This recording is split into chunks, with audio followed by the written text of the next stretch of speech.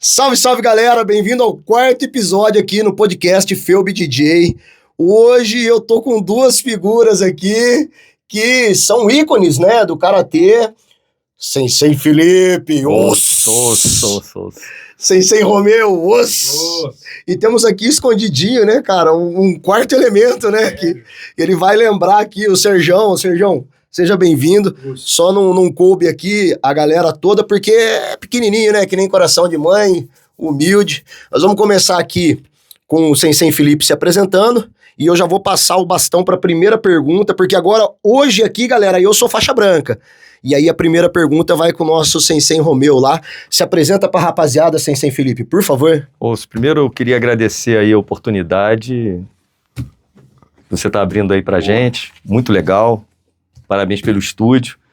Meu nome é Felipe, eu sou representante da Karatê no Meet no Brasil e comecei o Karatê em 76. Tá? Eu nunca parei de treinar. E adoro essa arte. Aliás, eu gosto de todas as artes, mas o karatê assim me pegou de uma maneira impressionante. Muito bacana. 76, época que eu nasci. Época que eu nasci. Então você treina um bom tempo. Eu comecei em 86.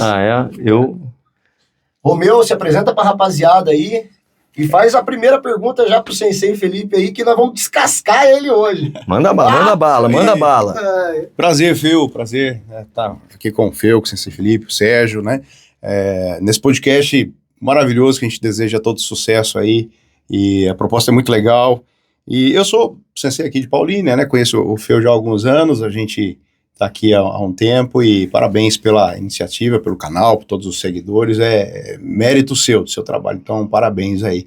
E o Sensei Felipe Martins eu conheço há pouco tempo, pessoalmente, né, mas já o acompanhava aí através de alguns canais, e também da Karatê no Meet, de KWF, e eu tive a alegria de ser apresentado a ele, né, e assim a gente começou a conversar, enfim, era o nosso sonho, e, né, conhecer um karatê tradicional, legal e forte, né? E a gente aqui fala assim, viramos faixas brancas, né?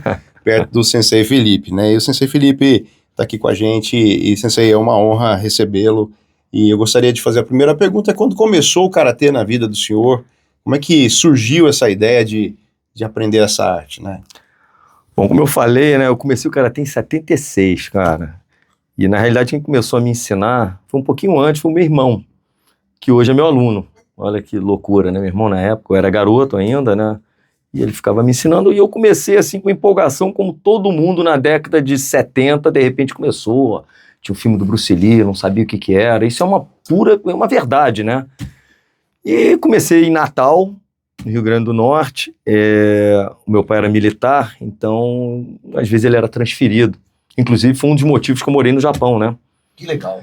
E eu comecei em 76 com o professor Alves, conhecido como Jacaré. Na realidade eu treinava com o Armando, que era um aluno dele, e filava os treinos na base naval dos fuzileiros com o professor Alves. O meu primeiro exame de faixa para faixa amarela foi com o professor Alves, que eu guardo com o maior carinho o diploma dele. Encontrei lá de 77 o exame. Então é muito legal, entendeu? Cara, que história, não? Então são décadas, né? São décadas e é um amor aí que é um casamento que tá perpétuo, né? Não, aí o mais interessante é que a minha vida sempre me levou para continuar treinando karatê. Eu tenho uma profissão, eu tenho uma empresa de construção civil, né? Então o karatê é aquela cachaça que a gente faz com muito carinho, né? A válvula de escape hoje. E é muito bacana. E hoje, graças a Deus, eu tenho um grupo de alunos aí, um grupo maravilhoso, cara.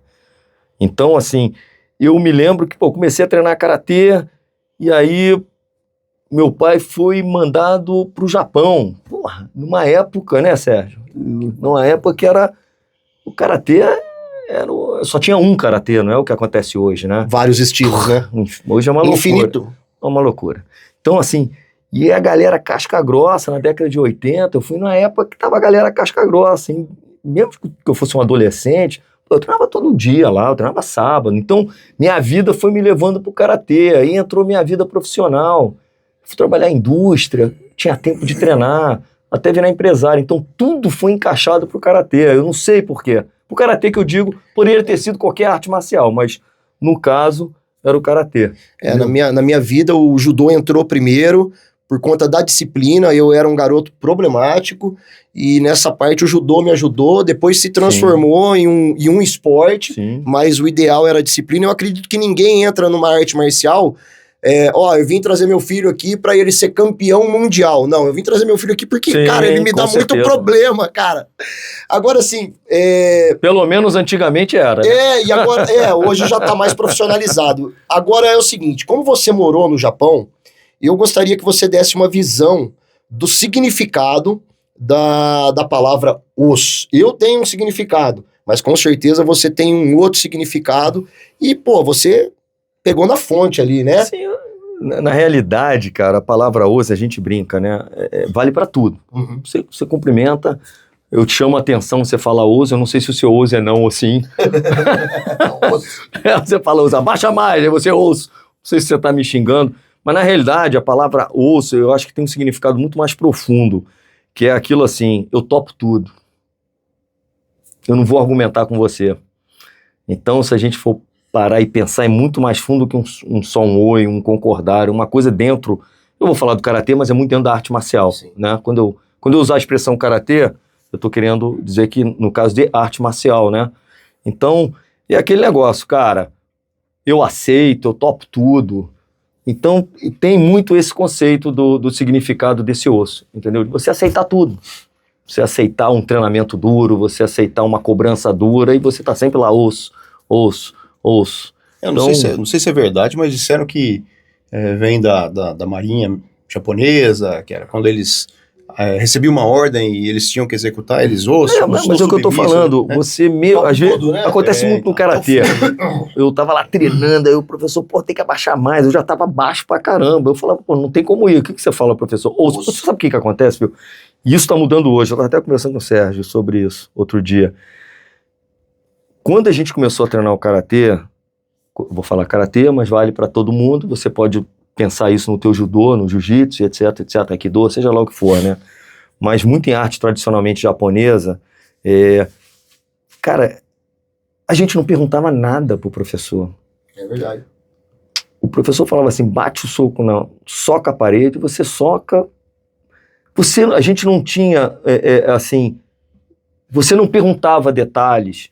Você era moldado através da repetição, do mestre te passando isso. Era um pouquinho, então essa palavra hoje vem muito com isso, né? A gente repetia os treinos, a gente tinha que aprender através da exaustão, né? De treinamento. Hoje mudou um pouquinho, as pessoas perguntam mais, as pessoas... E a gente não tinha isso, né? Não sei se no judô você tinha isso também. Eu estou falando de uma década de 70, 80, e no Japão era principalmente isso. O japonês repete sem questionar. Ele imita, né? Ele imita. É imitação. Eu entendo perfeitamente sentimento. O que o senhor está falando, porque hoje o aluno, além dele questionar, ele pergunta o e se? E se? Por exemplo, eu estou ensinando e a pessoa não se preocupa em aprender e pergunta, e se o meu adversário fizer isso? E se não existe, eu falo pra ele. A história do mundo. Exatamente, eu não tenho como prever. Eu sei que eu vou traçar um plano e vou tentar executar esse plano da melhor forma possível. Que o Romeu tava falando, né, da Marinha, também é uma história que chegou até mim, que assim, com um navio afundando, exatamente o que você falou, só que com outras palavras, o navio afundando, a bala comendo solta, o míssil caindo... E eles mesmo sabendo que eles estavam numa situação difícil, o os estimulava eles, né? Então eles tinham até isso como um grito sim. Como se fosse um kiai.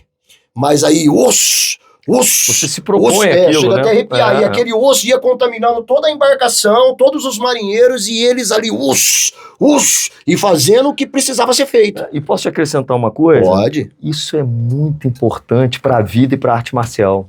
No jiu-jitsu a gente não pode gritar o kiai. Se você gritar, você perde. Uhum. Qualquer grito que você der durante o combate, ele é interpretado como se você não conseguisse bater. Sim. Então o árbitro para. É diferente. No judô, eu sei a importância do kiai. Né? E você poderia estar, porque eu sei que o Karatê tem o Kiai também, sim. você poderia estar falando do Kiai pra gente, junto, porque eu acho que tá meio anexo com o osso. Sim, exatamente, você pega, a gente brinca aí, hoje você vê tenista jogando dando Kiai. O Guga, né? O Guga exatamente tinha um isso, exatamente isso. A expressão que você bota te dá força, te dá garra, te dá emocional. Sim. Não é da garganta, é emocional, quando você vai com tudo. Pra vida, quando você vai com tudo, esse Kiai te dá é um diferencial. Isso na minha opinião, né? Não, Óbvio, olha, pode discordar. Não, eu concordo plenamente. E é aquilo que eu falo do osso. O osso, cara, é tão profundo dentro da arte marcial, é tão bonito eu estar treinando com você virar pra mim e falar assim, bota o joelho na barriga, eu osso. E não falar, tá legal. Tem aquela marcialidade, né? Mas se acabar isso, vira 100% esporte. Com certeza. Sim, mas eu acho que hoje tá tendo uma questão... essa turma, molecada nova, hoje tá muito assim, muito tímida, muito medrosa e não consegue se expressar, e às vezes tem medo de liberar essa energia, de entender o que é isso. Eu falo não, que mas antigamente a gente tinha também. Hoje, né, de ver tanta dificuldade de ensinar assim pra eles com que... Mas o Romeu, deixa eu te falar uma coisa, ele sabe disso assim, eu tenho pouco aluno dentro do meu dojo, o pessoal muito mais velho, né? Mas falta às vezes o professor. Eu não sei se no meu caso lá, como eu também não vivo do Karatê, eu consigo ter uma cobrança diferente dos outros, né? Mas eu compreendo também quem tem sua academia, etc. Mas também falta do professor é aquilo que a gente estava conversando.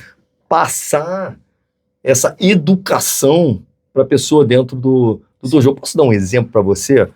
Eu não vou citar nome, mas eu tinha uma academia no Leblon, um sócio meu que era o Sidney, que hoje mora nos Estados Unidos, que é a academia até que eu vendi na época com o Murilo Bustamante. Bom, enfim, e eu tinha um sobrinho de uma artista da Globo que treinava comigo de 6, 7 anos, era um dos poucos garotos que tinha. E o Japão tem uma rotina de você passar um pano no lugar onde você treinou. Eu cheguei a limpar banheiro no Japão mais de uma vez, limpar banheiro. Fazia isso no dojo do meu sensei. Porque isso vale para todo mundo, até quem tem academia, quem está escutando. Eu vou acabar misturando a história, mas deixa eu contar isso. Deixa eu falar primeiro isso.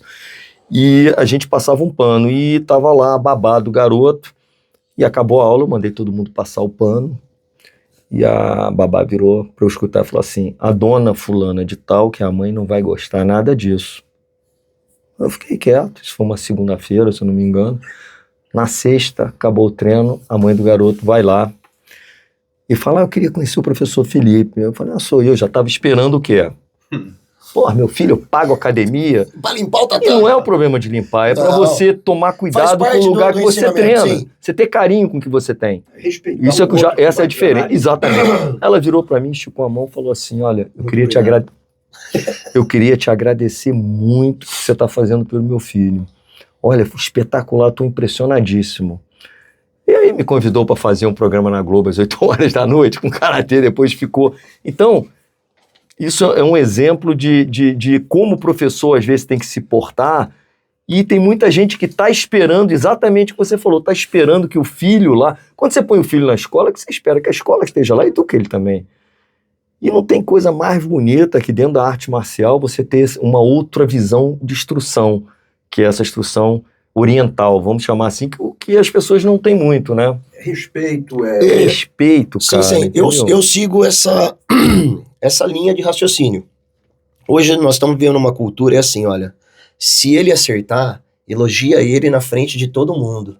Se ele errar, chama ele de canto para você poder instruir ele. Cara, se o garoto errar na minha aula, ele vai ser descascado na frente de todo mundo. Vai ser descascado. Se o pai se intrometer, eu vou descascar o pai também e eu vou além. Eu vou falar, o senhor é o quê? Dentista? Então eu não vou discutir porque o senhor é um excelente profissional, o senhor estudou, o senhor fez a medicina odontológica e eu tô aqui nesse dojo há 40 anos. 40 anos. Então, olha, isso faz parte da disciplina, da educação e também da minha metodologia de aula. Faz parte da essência. Sim. Porque senão, o cara vai aprender a bater, o cara vai aprender a ser bom de porrada e vai se transformar num delinquente. Sim. Então, o lado emocional, o lado da disciplina, o lado do autocontrole, engloba tudo Lógico. Eu tenho um projeto pedagógico. Com certeza, mas com tem que ter. certeza. E você ensina uma pessoa a dar soco na outra na rua em uma semana, mas você demora anos para ensinar um cara a ser um bom cidadão, pessoas com... Eu tiro do tatame, se precisar eu tiro o pai, e a questão Sim, não é sim. financeira, a questão é o seguinte, eu tenho uma turma lá com muitas crianças, se uma fizer a bagunça, vira algo generalizado e atrapalha a minha aula. Então é lógico que depois eu explico pro pai, né? Mas eu fico muito feliz de ver o resultado depois. Sim. Quando o pai não retira essa criança, eu tenho exemplos. Tem exemplo de TDAH, de autismo, porque na minha época também não existia isso. Era assim, era tentado, era endemoniado. Era isso aí. O moleque era um capeta, que no caso era eu, entendeu? Hoje não, hoje tadinho, tem TDAH, né? Hoje tadinho, tem autismo. Eu entendo, a medicina evoluiu. São diagnósticos que nós, como professores, não tínhamos, mas hoje nós temos que respeitar, e eu respeito. Mas é legal de ver o resultado depois. A mãe chega com medo e fala, meu filho tem TDAH. Eu falo, não, deixa comigo. Eu vou ensinar ele a ter hiperfoco. Mas é isso mesmo. Né? É isso mesmo. E outra coisa que eu ia complementar é o seguinte, lá a ideia do japonês, no caso, é o seguinte, você tem academia para treinar, isso vale para qualquer coisa, né? Você paga a academia para que você possa usufruir daquilo. Então você tem que tomar conta do que você está pagando para que você possa ter um lugar para treinar, para que você possa ter um instrutor para te ensinar. É uma visão diferente. Acho que o ocidental, não vou falar o Brasil, o ocidental, ele... isso tem que estar aqui, joga no chão, tem gente para limpar. É um raciocínio um pouco diferente, esse carinho. Então, cabe a gente a tentar criar essa forma de raciocínio e de cuidado com as coisas que você usa, principalmente no lugar que você frequenta. Isso vale para academia de musculação. Exatamente. E cabe ao professor dar essa educação. Perfeito. Com jeitinho. Se um demora mais a entender, você vai ter que, através de acertos e erros, você vai adaptando, mas é um conceito legal. E se você não fizer isso, independente da arte marcial, isso é opinião minha, tá? Você perde a essência. Sim. Você perde o gostoso, o diferencial. Fica entendeu? uma academia de musculação convencional. Só que de Exatamente, porrada. exatamente. E vai passar porque você vai ficar velho. E não tem nem tanta porrada Não, hoje em dia. ainda tem isso, ainda tem isso. Ainda tem isso, Então, aí eu já queria fazer desculpa que a gente vai falando. Não, mas pra é gente... importantíssimo isso aí. Porque já entrou na pergunta que estava programada aqui, que seria quais são os maiores Que desafios... bom que a gente não está seguindo programação. Ótimo, tá legal demais. O Romeu Já tá tudo aqui, ó. Vem aí, eu falei a folhinha agora. Aí eu falei, Romeu, eu não programo nada, cara. Eu não vou... Ele falou, então deixa comigo que eu sou mais... Metódico. Nonô, eu sou mais nonô. Caxias. Vamos lá, mas tá tudo... Assim, não, eu falo pode assim, ir, manda brasa. Ótimo, excelente. Não, eu falo porque os desafios de ser um sensei ou um professor de arte marcial hoje em dia, né? Que nem foi citado, a gente tem hoje laudos médicos, crianças que têm necessidades especiais, autismo, TDAH, eu tenho um aluno com síndrome de Down, que é o coração nosso ali, né? Uma criança adorável. E eu falo assim que hoje a gente tem outros desafios que envolvem a questão de como ensinar esse público, essas crianças, pessoas com algumas dificuldades maiores, dentro de um contexto maior com alunos que estão vivendo hoje nesse mundo moderno nosso aí, cheio de, não posso falar um A que a pessoa se ressente, enfim, há uma mistura em relação ao contato entre eles, né? O exagero em relação de tudo achar que é bullying. Então eu queria que o senhor falasse um pouquinho desses desafios de ser um sensei no meio dessa geração que é tão diversificada num ambiente só. Olha só, é o que eu falei para você, através de acertos e erros, você vai buscando uma metodologia para poder se enquadrar dentro disso. É óbvio que você usou exemplos aí que tem que ser tratados com carinho, né? Com diferença, é diferente realmente. Sim. A pessoa que é diagnosticada com alguma coisa séria ou alguma coisa diferente, você tem que procurar fazer um trabalho diferente, porque é o raciocínio dele para entender o outro. Agora, existe o outro lado das pessoas, que é o que você falou. Qual o termo que eu vou usar? A galera que não tá, de repente, eu fico brincando, que não foi criado na rua jogando bola. A gente fala que são os Nutellas, né? Pessoal, são mais sensíveis. Eu tenho filho de 27 anos agora, e às vezes a gente brinca, eu falo algumas coisas, ele, mas você falando isso, É diferente, é uma geração diferente. E o pior, às vezes os pais passam a mão nessa geração diferente. Aí esse é o grande problema do dentista. Os avós, né? Os avós também. Então, mas hoje eu acho que os pais são você tem que fazer, o que eu acho, tá? sentido, Tirando as pessoas essas pessoas especiais, tá? Eu acho que ele, quando pisar dentro de um dojo, ele tem que sentir que é diferente. Sim. Porque o que me deixou com tesão muito no karatê foi quando eu pisava no dojo, eu sentia já garoto que era diferente. Não sei se você entendeu o que eu tô dizendo. É uma atmosfera diferente. Eu entendi completamente, Sensei. E você estava falando do seu filho, me tocou num ponto, Sérgio, Romeu também. Cara, um dos dias que eu mais senti o que os pais dos alunos, meu filho treina, tanto judô quanto jiu-jitsu. Hoje ele tem 14 anos. E por ele treinar desde os 3 anos, ele sempre se destacou. Só que chegou um cara de fora, cara, e deu um amasso nele. Cara, deu um esfrega nele, que ele nunca tinha tomado esse esfrega na vida. E eu vi, e eu não podia torcer contra o cara, e eu vi o meu filho saindo amassado, com a boca sangrando, indo chorar no banheiro. Aquilo me doeu mais do que qualquer derrota de qualquer campeonato, de qualquer luta que eu tenha feito. Aquilo me doeu. Como pai ou como professor? Cara, como pai, como professor, cara.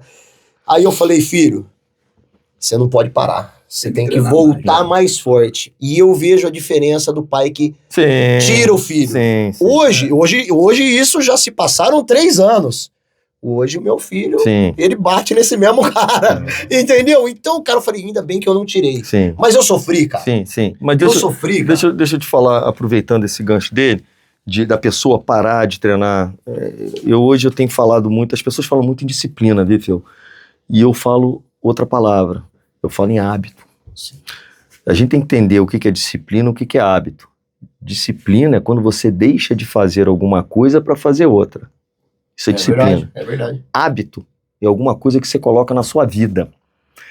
Você toma banho, o cara que é muito metódico, ele toma no mesmo horário, ele faz isso, ele tem que trabalhar, ele tem que tomar café, ele tem que comer, ele tem que escovar o dente, ele tem que ir para a escola, ele tem que ir para o trabalho, isso é hábito. Então, se você pega o karatê e transforma no seu hábito, aquele horário de treino é sagrado. É o teu hábito. Quando você não vai, você sente falta de alguma coisa. É verdade. Não é disciplina. Isso vale para tudo, é hábito. Então, os pais têm que entender que tem que orientar os filhos. Eu tô falando nisso de pais para filho agora, mas com a gente acontece a mesma coisa. Eu vejo adulto, assim, quantas vezes eu brigo lá na academia, né? Que eu sou o professor que você não vai, eu te ligo, porque você não tá indo, cara. Eu também. Eu sou assim. Então, esse hábito, o pai entender, ele vai fazer vestibular, não vai treinar. Isso é a maior burrice que eu já escutei na vida. Quer dizer que ele não vai fazer nada o ano inteiro porque tem vestibular para fazer no final do ano. Então, esse hábito é o seguinte, não, você tem um hábito de 2 vezes por semana nesse horário, é óbvio que pode acontecer uma emergência, mas esse hábito, o pai tem que incentivar e criar, porque é isso que vai fazer uma diferença na vida dele. Com certeza. E o pai, às vezes, não deixa o filho ter esse hábito. O que ele faz? Quero parar, tá bom, então vai parar de nadar, vai parar de jogar bola, vai parar a escolinha de tênis, vai parar o karatê, vai parar o judô, vai parar o jiu-jitsu. Não. Todo adolescente, a gente também passa por um período de dificuldade. Se isso vira hábito na sua vida, isso vale pra gente também. Se isso vira hábito na sua vida, você supera isso, ninguém segura. Verdade. E aí faz a diferença de quem se destaca ou não. Entendeu? Então, eu quis tocar nesse assunto, porque eu acho importante as pessoas entenderem a diferença de disciplina e hábito, né? Perfeito. Fala. E o que é mais importante? Seria o talento ou a disciplina no praticante de arte marcial, hein? Tem alguns que têm um talento, chega no... Qualquer arte na vida, qualquer arte na vida, você tem um cara que tem mais talento, você tem um cara que precisava treinar mais. Eu tenho esse meu amigo, brinca comigo, o cara que foi meu sócio, ele falava assim, eu tinha que treinar mais porque, Felipe, você tinha mais talento para algumas coisas. Não é? Tem gente que aprende as coisas com mais facilidade, tem mais jeito para fazer, e o outro precisa. Não é disciplina, é esforço, é hábito, é disciplina. Você vai ter que deixar de fazer alguma coisa para treinar mais para poder estar andando junto com um cara que tem um pouco mais de talento. Isso é normal na vida. Na vida você tem gente que é mais talentosa que a outra. Eu dou esse exemplo, você tem não sei quantas faixas pretas. Todos são pretas. Tem o cara que é o preta bom, tem um cara mais... Você não tem a opção de advogado formado com OAB? Sim. Ué, você tem o top advogado, você tem um advogado que é ruim, mas o cara é advogado também. Por que o cara não pode ser o faixa preta também, mas não... A gente tem que saber entender isso. Então, eu digo, porque às vezes mas tem gente que tem mais pessoas jeito, que já cara. chegam, só que geralmente os talentosos, pelo menos isso que eu tenho visto ultimamente, que entra aluno no dojo, começa a treinar, você olha e fala, que talento, cara.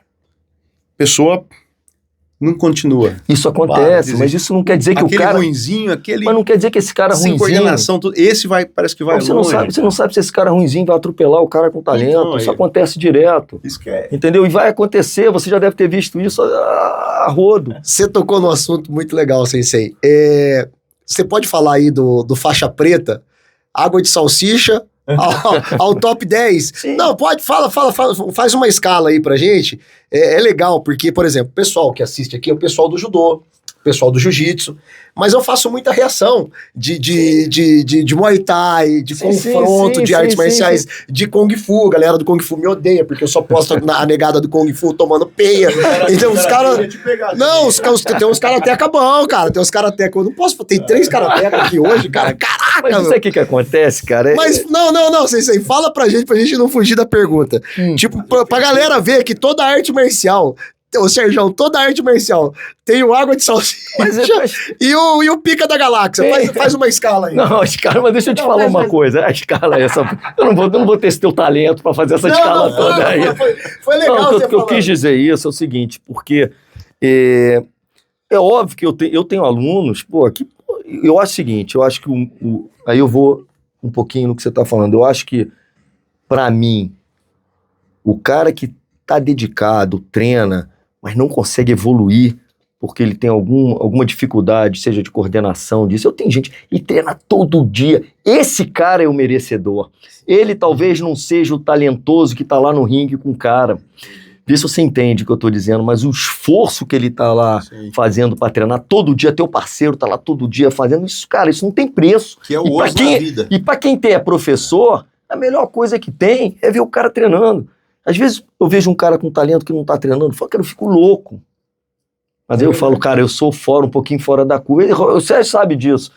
Quando uma pessoa some muito tempo, eu some 2 dias se não me ligar. Mas vem cá. O que tá pegando?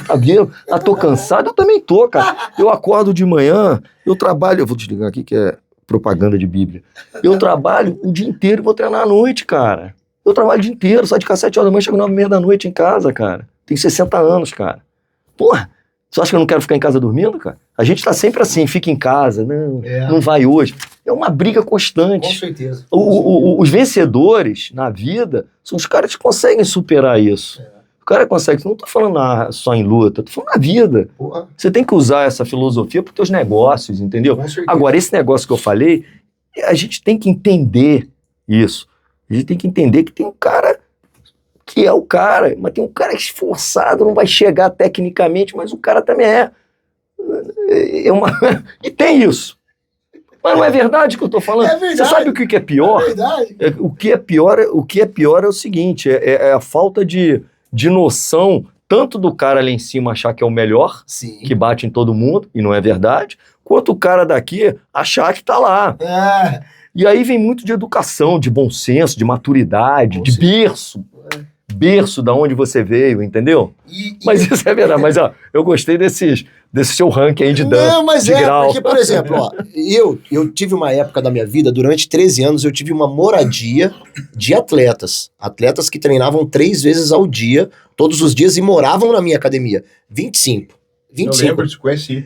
25 atletas morando na minha academia, treinando 3 vezes por dia, e eu ia lá dar aula pra eles e sair na porrada com eles. Cara... Aquilo ali era um massacre da Serra. E dentre eles, tinha lá 2, 3, que assim, parecia que eu nunca tinha feito arte marcial na minha vida. Parecia que, meus 40 anos de judô e meus 20 anos de jiu-jitsu, eu era ali um faixa branca na mão do cara. Porque era a mesma coisa que bater num pilar, cara. Entendeu? Então eu entendo isso perfeitamente da forma que você falou. É óbvio que a gente tem que equilibrar isso, sim, né? Mano. O que você pode falar para esse pessoal sobre resiliência? Porque hoje, assim, tem muita oferta. Tem muita oferta de muita coisa. E eu digo assim, musculação, crossfit, karatê, muay thai, boxe chinês, jiu-jitsu, judô, taekwondo, tudo que você pode imaginar tem muito em muito lugar. Uma cidade de 100 mil habitantes, como Paulínia, 150 mil habitantes, é 10 academias de karatê, é 50 academia de jiu-jitsu, é 20 academia de judô. Sim, sim. Então, é uma oferta e uma procura, e assim, cai naquilo que você estava falando, que eu acho legal pra caramba falar sobre isso. Meu filho fez futebol, não foi pra frente. Meu filho fez karatê, parou. Meu filho começou a tocar piano, parou. Meu filho começou ali no basquete, parou. Ou seja, o pai coloca o filho, a pessoa faz de tudo e no final da vida, com 60 anos, com 50 anos, não fez nada, não se formou em nada. Nem o diploma da faculdade dele ele usa. Você entendeu? Fala um pouco sobre isso, porque hoje é muita coisa pra pouca coisa. Eu sabe o que acontece? Eu vou dar umas coisas. Esse negócio, isso aí vai entrar também muito em competição agora. Eu vou entrar um pouquinho na parte de competição, que tem muito a ver com esse negócio de parar. Eu vou falar do karatê, mas eu acredito que vai valer para tudo, né? Sim, a partir da hora que você cria dentro do arte marcial um esporte, você quebra um pouquinho a essência do que é. Você vai botar ponto, você não finaliza, você vai... O que é normal. Sim. Isso é normal. Propaga também, Sim. Né? Sim, o esporte foi feito para divulgar a tua arte. Então, por isso que eu sou assim. Eu brinco, quer fazer um campeonato? Campeonato é um show. É um show. Você tem que ter... Se você fazer um campeonato e não tem público, não adianta nada. Nada. Então, um show... O que o campeonato faz? Ele chega, te convida e fala, olha, esse é meu produto. Você gostou? Compra. Então, se você chegar lá, tiver tudo sujo, se tiver lá, todo mundo estiver desarrumado, se tiver briga, se tiver discussão, eu tô com meu filho lá e falo, pô, esse aqui não é o que eu quero. Então, o campeonato é uma responsabilidade muito grande, porque você está vendendo o seu produto e divulgando, tá? Eu sempre falo isso, quando eu vou para fora, que tem reunião fora, eu falo, gente, é um show, não tem ninguém assistindo. Então, e eu sou um pouquinho... Aí eu entro na parte de você continuar a treinar, isso vale muito para adulto, cara. Existem pessoas... O ser humano adora levantar um troféu. É do ser humano. O ser humano gosta de ter uma medalha e falar, eu ganhei uma medalha. Ele gosta, isso faz parte, competição, e eu compreendo, e é normal. O que não é normal, na minha opinião, é você viver dentro de uma arte marcial. Depois eu vou te dar um exemplo de uma coisa que não tem nada a ver com luta. E você viver para competir. Uhum. Porque depois que você parar, 90% das pessoas não voltam pro tatame para treinar. Acabou o propósito. Acabou a arte. O verdadeiro artista marcial é aquele que treina, participa das competições que tem que participar, até onde você quiser, com 200 anos, isso é problema de cada um, mas depois volta pro tatame 2, 3 vezes por semana e continua fazendo o seu treino. Esse é o cara. Uma vez eu recebi, muitos anos isso, uma reportagem da Globo, um programa desse, e eles entrevistavam meus alunos todos, na época de competir, falavam, não, a gente está competindo, mas o importante é estar aqui para treinar, porque eu sempre cobrei. E aí a repórter veio para mim e falou assim, em off, porra, Felipe, tô entendendo, porque os caras estão levando para esporte, acho que era Globo Esporte, foi em 80 e poucos ou 90, não sei. E aí falava assim, pô, converso com todo mundo aqui, os caras competiram, a menina foi campeã brasileira, foi campeã não sei o quê, pô. Eles falaram que se não vier aqui não adianta nada competir. Eu falei pra ela, mas é assim que eu educo os meus alunos. Eu virei pra ela e falei assim, vamos pegar e acontece muito, vamos pegar um nadador olímpico. Se o cara treinar a vida inteira, um cara que ama natação, ganhar a medalha olímpica e depois nunca mais mergulhar numa piscina, ele perdeu o tempo da vida dele pra quê? Pra uma medalha? Agora, o cara que nadou pra uma Olimpíada, acabou, ganhou a Olimpíada, não tem mais idade pra competir, ele 2 vezes por semana vai lá no clube e nada os 1.000 metros deles, 2.000. Esse é o artista marcial. Entendi. Aí a mulher fez assim pra mim, ó. Que pariu. Assim, tipo assim, me deu um ipom. Caraca. Então, o que você tá falando de criar isso é o hábito. Entendi. A gente vai ficando mais velho, não pode deixar de ter o hábito de voltar na academia e treinar. Isso é fundamental. E você tem que passar isso pros teus alunos, cara. Com certeza. Porque é maravilhoso competir.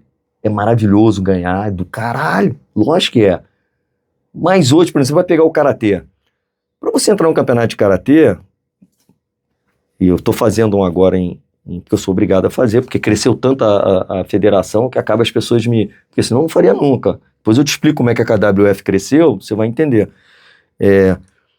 Só que, por exemplo, karatê, você vai fazer um preparo físico, que hoje o nível de preparo físico das pessoas, os exercícios, o estudo que teve a educação física e a parte física cresceu muito do que era na década de 80. É verdade. Então você tem grandes atletas hoje. Atleta. Não é artista marcial, atleta. O cara tem um médico para aquilo, ele tem uma explosão absurda. Ele tem toda uma assessoria para aquilo. Enquanto meus amigos lá, vou lá, vou fazer isso, e ia na farmácia, corria na areia. Hoje você tem. Do pé à cabeça, o cara... Então o cara vai lá, vai treinar 2, 3 golpes de karatê, entra no campeonato de karatê, tá arriscado de ganhar. E você ainda tem a chave, que você pode pegar um cara ruim e chegar na final, que faz parte. Sim, faz parte. Mas esse cara talvez não esteja treinando o que é karatê. Essa que é a verdade, essa que é a minha luta aí para manter o karatê, entre aspas, tradicional funcionando.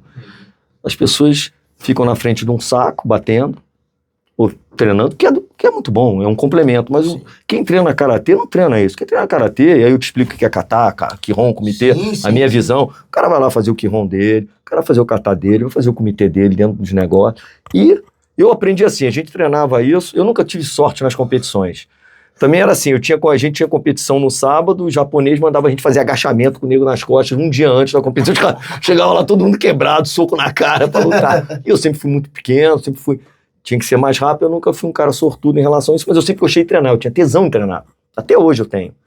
Então esse negócio de você criar o intuito do esforço da pessoa treinando, cai muito no adulto competitivo. Então a gente tem que separar a competição do hábito de treinar dentro da academia.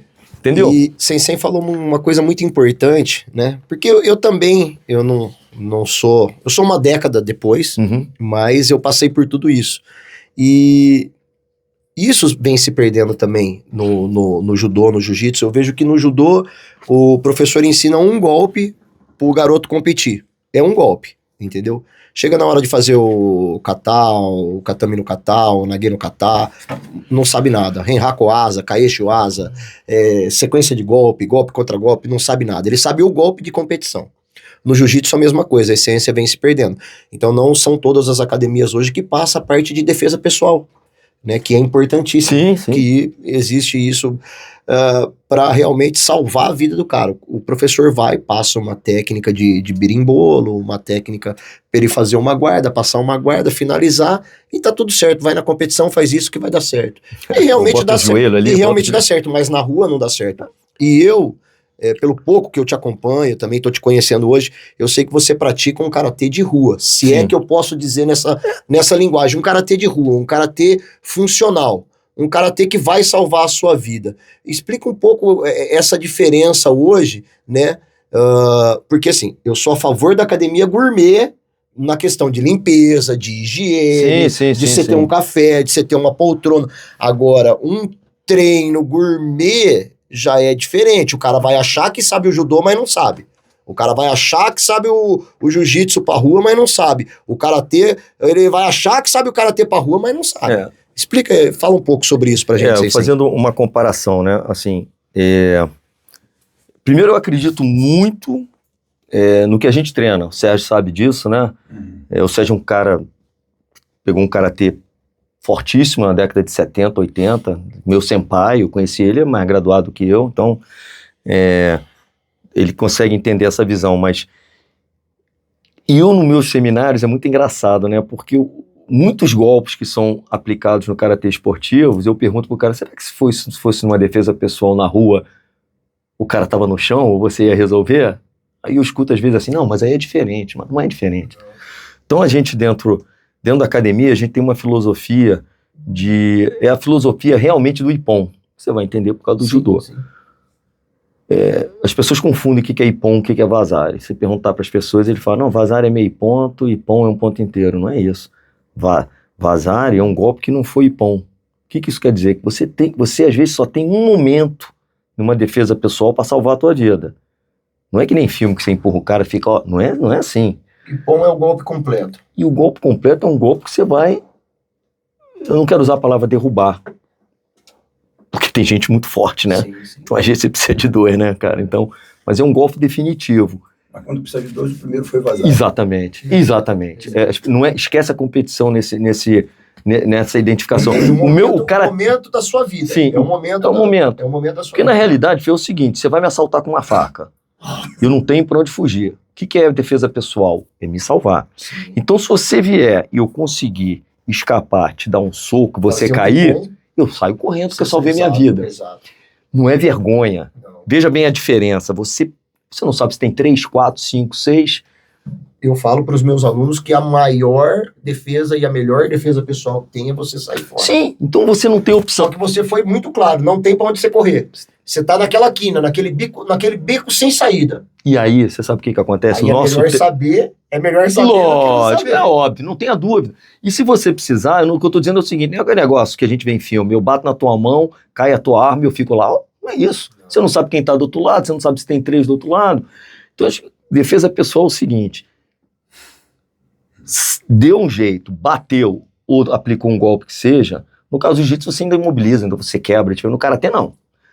Você vai lá e bate. O cara caiu, vira as costas e sai correndo. Isso é defesa pessoal. Perfeito, você se salvou. Perfeito. Isso você se salvou. Agora, em relação ao treinamento, a gente foca muito realmente o uso do corpo inteiro. Efetividade no golpe. Porque é muito engraçado. Toda aplicação que você faz em karatê, você faz com outro karateca. Quem é que disse que na rua você vai encontrar um outro karateca? Ou vai encontrar um judoca? Se você for parar e pensar friamente, eu vou fazer demonstração, né? A gente fala isso, né? O cara vai bater um soco de karatê. Se encontrar 2 karatecas, os 2 vão... Não é assim que funciona. Você não sabe o que o cara vai fazer. Não, vai ser um ótimo se você encontrar um judoca, um jiu-jitsu na frente, cara, agora não é isso. Então eu acho que quando você faz um treinamento certo, de consciência corporal, o karatê eu trabalho muito a consciência corporal, entender seu corpo, entender se a gente está usando realmente o corpo inteiro na hora de bater. Eu tenho 66 quilos, consigo bater forte pro meu peso, 66, consigo, porque eu tenho consciência do meu corpo, das minhas fraquezas, do que eu sou melhor e consigo aumentar a minha pancada nesse ponto. E é isso que a gente treina. É a maneira de usar o corpo, consciência corporal, na aplicação das técnicas. E aí que chega o kata, que as pessoas não entendem, que ela não é. O que é o nosso Kihon? Que é repetição, que seja lá o que for. Você vai fazer uma guarda, vai fazer 50 vezes a sair da guarda de um cara. O cara vai fazer, antigamente, repetir 100 vezes a mesma coisa. É verdade. Não é a mesma coisa. Isso é com musculação. Você não vai lá e malha o ano inteiro o bíceps, uma rosca direta? Não cresceu o teu músculo? Boa. Então, quando você faz a repetição do Kihon, você está trabalhando a musculatura do teu corpo e tua cabeça para funcionar automaticamente, instantaneamente, por instinto, né? Sim. O karatê e o judô, que eu conheço mais um pouquinho, de treinamento, né? Também já fiz treino em chão também, emocional. Emocional. O Jigoro Kano e o Fushikoda. Fushikoda, como que chamava? Funakoshi. Fushikoda, quase! Bateu na trave. O Funakoshi e o Jigoro Kano eram parceiros. Um abriu a porta pro outro. Abriu a porta pro mas outro. O que acontece é o seguinte, o karatê tem uma coisa que eu aprendi com o Paulão, que foi um dos meus professores, que é muito bacana. É uma luta de explosão emocional. E às vezes que eu graças a Deus, nunca apanhei na rua, sempre bati. Dei sorte. Isso é sorte. Poderia, mas essa é sorte. Eu não digo que é competência, competência um pouquinho, mas é sorte. Você poderia ter escorregado na casca de banana e o cara te enfiar a porrada. Sim. Não existe o cara infalível. Não tem jeito. Você pode ganhar 50 mil lutas, pode aparecer um cara e te quebrar. Sim. O lutador tem que entender isso. Mas eu sempre dei sorte, né? Mas é uma explosão emocional. Quando você põe adrenalina e explode, e uma pessoa bem treinada, ele canaliza a energia porque você aprendeu a fazer. O músculo funciona instantaneamente. E o treino de Kihon faz você ter isso e te mantém em forma para velhice também. Sim. Para velhice. E o kata, que as pessoas acham que é uma coreografia, ele é um outro Kihon com movimentos que você não faz no Kihon normal. Isso trabalha a tua musculatura em outras direções. Eu posso afirmar para o Sensei que eu fui aprender judô quando eu fui fazer meu exame para faixa preta. Eu fiquei 16 anos de marrom. Fiquei 16 anos de faixa marrom. Quando eu comecei a treinar o kata, eu fui aprender a parte técnica, o fundamento técnico na sua essência, eu fui aprender durante o treinamento do kata. Vai ficar instintivo. Não foi no Tikome, Sim, não sim, foi sim, no sim, Tikome, sim, pra quem não sabe, o Tikome é repetição sim, de golpe. sim. Não foi nos cursos técnicos para aprender detalhezinho. Não, foi no Nage no kata, Katame no kata, Kime no kata, são cinco, isso aí. né? Então, eu afirmo pra você, eu fui aprender o judô, eu fui aprender... Você já imaginou se você faz 5 mil cada um deles? Aqui, cara, nego tá chegando agora, quer sentar na janela. Exatamente. Eu falo, calma, cara, calma, velho, isso é pra vida. Então, nunca mais sair de você. Agora foi legal que você falou uma coisa, que eu tô deixando o Romeu ali na lanterninha.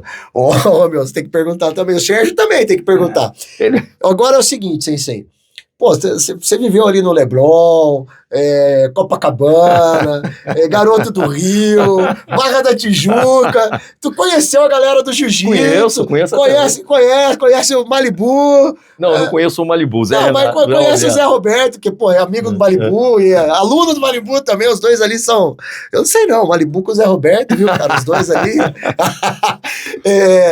Cara, conta, tipo assim, com certeza você viveu os desafios. Sim. Você deve... Então, pô, conta umas histórias aí pra nós, pô. Alguma história aí que, sei lá, cara, pode ser... Aí é censurado. Não, que censurado que nada, cara. Algo que você viu que você falou, caraca, meu. Porque, pô, essa época marcou o Rio de Janeiro. Então é muito legal. E a galera do Jiu-Jitsu lá era toda casca grossa.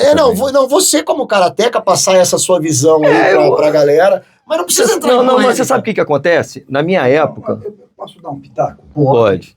O Sérgio Malibu pegava onda com a gente. Era todo mundo muito amigo, todo mundo muito surfista também, pegava onda.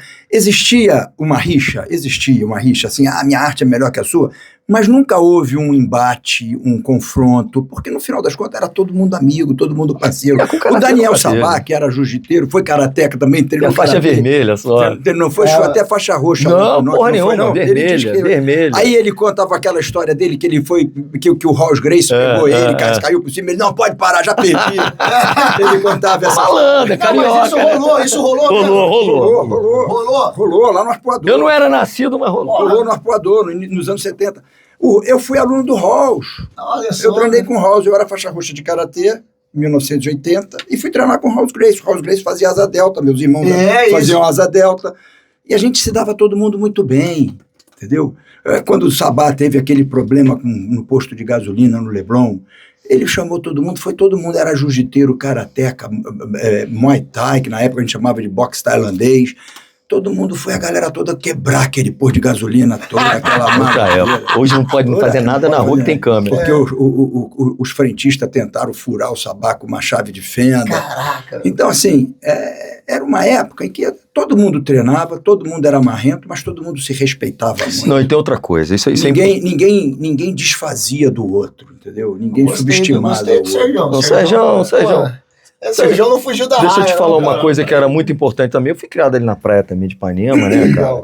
E na minha época, e o Sérgio vai comprovar isso, que ele também passou disso, a galera que era faixa roxa de karatê e marrom, é o que você fala, era realmente roxa e marrom. Sim. Dentro da academia, era muito tempo a gente ia treinar na academia, eu, por exemplo, ia no Leblon, e tinha adrenalina o tempo inteiro. Aí eu chegava, por exemplo, a gente encontrava lá, falava, puto, o Feu tá lá, vamos cair na porrada. Que hoje eu não tava afim.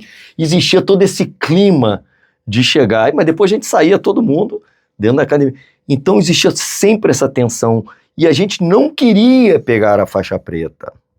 A gente da responsabilidade. Lógico, a galera que tava na frente pesava, pelo menos. Então pesa até hoje. Pra quem é de verdade, ela pesa. Então o que acontece? Eu tenho ainda aquele negócio. Eu fiquei 4 anos na roxa, 3 anos na marrom, e eu treinava 3 horas por dia, cara. E apanhava pra caquebei dentro, apanhei pra caralho dentro, pô, tu me implantava, pra isso pequeno. Mas a gente ia pra academia, aí o Sérgio tá aí, eu sabia que quando o japonês viesse eu ia lutar com o Sérgio. Mas essa galera que passou por isso, então um faixa roxa, um faixa marrom, pelo menos nessa época, gostava de ser roxa e gostava de ser marrom. Hoje as pessoas têm muito pressa de botar uma preta na cintura, sem entender a responsabilidade que é. É a evolução ou involução do mundo marcial. é muito complicado, mas tinha isso. Então a gente chegava em Ipanema, não tinha muito problema, eu não tinha muito problema, eu era surfista, ainda sou, que ninguém falava, não, o Felipe é faixa roxa de karatê. Vamos arrumar problema com o outro que pode dar azar de... Então a gente tinha muito isso, muito colega. colega. Já se respeitava já também, porque né? a galera andava junto na realidade ali, entendeu? Agora, foram caminhos diferentes, né, que foi traçado lá na década de 80, mas tinha muito isso, entendeu? E eu sinto saudade disso. Eu queria muito que as pessoas continuassem na academia tendo uma adrenalina. Era assim, tinha galera que treinava mesmo na primeira fila, graças a Deus eu estava lá na primeira fila, tinha meu lugar lá. Tinha galera mais ou menos e também tinha galera, sempre teve isso. Sempre teve, né? Só que... As águas de salsicha? Não, mais ou menos, mas era a galera que, tava lá, gostava da arte marcial, mas ainda não tinha adquirido aquela vontade de repente, tomar um soco de graça, de limpar o sangue, botar um esparadrapo e voltar. Eu sou dessa galera que eu nunca gostei de tomar um soco, né?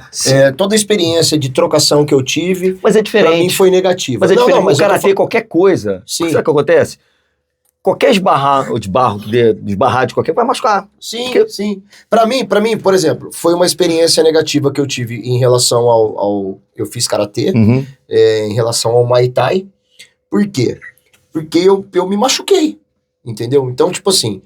Isso era constante. E assim, tomei uma puta porrada na cara, falei, cara, putz, fiquei 15 dias com o olho roxo. Porra, cara, isso não é pra mim.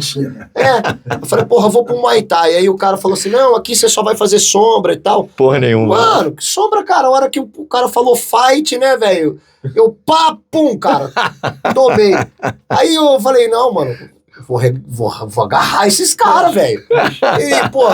E foi assim. Então, vou clinchar, levar foi a minha reação, cara. Foi quando eu tomei, cara. Isso aí o professor foi separar, eu falei, não.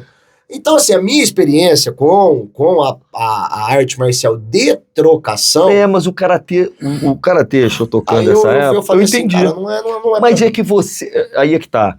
Nem lá, nem cá. Sim. Essa que tá a diferença. A gente, quando tem o treinamento certo, eu não tô dizendo que isso não é essa trocação também, não é isso. Mas um treino forte. O cara queria ver o sangue, é isso aí que não pode. Não adianta fazer isso. Não adianta, não é por aí. O treinamento forte não significa uma pancadaria. Entendeu? O treinamento de Kihon, de kata, até...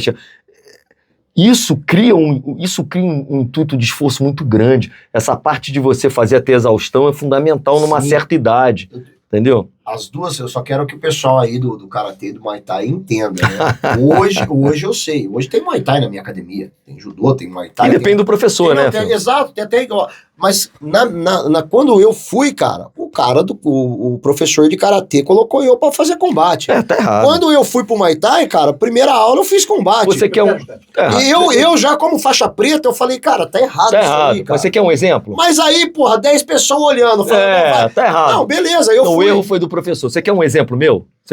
Ele vai ser testemunha disso que aconteceu com ele. Aula de jiu-jitsu, eu quebrar lógico, botar pra dormir é óbvio. É um absurdo. Por exemplo, eu vou dar um exemplo só de hoje, vamos lá. Você é faixa preta de karatê. Aí você vem treinar comigo. Eu vou demorar um mês pra botar você pra fazer uma sombra com alguém. Eu vou botar com alguém que eu sei que seja mais leve. Porque eu jamais, como professor, vou te colocar em uma posição de desafio. Por isso está o erro do professor. Aconteceu com ele. Agora, eu sei quem é quem. Então, por exemplo, eu tenho alguns alunos novos que eu sei que eu não ponho um com o outro, o cara tá chegando. Aí você é faixa preta, aí vem um cara lá, engrossa um pouquinho, sem engrossa mais ali, sem engrossa. Acabou. Então, a sensibilidade do professor é fundamental. Eu não vou pegar o fio, o cara faixa... mesmo que você não fosse de karatê, eu falei, o cara é foda, ferão no jiu-jitsu. A gente tem lutador ferão no jiu-jitsu, põe pra lutar lá com o cara. Aí o cara não vê que ele é um branca pra treinar uma coisa. São duas coisas diferentes. Treinar e lutar. Quando eu treino com você, nós somos parceiros de treino. Lógico. Você tem que deixar eu usufruir do teu treino e você deixar do meu. Sozinho. Não é competição, quem vai derrubar o outro. Então, se você não deixar... Se você não... É o que eu falo, gente. Aí, digo, Mitê, vamos lutar. Mas olha só, vocês estão treinando.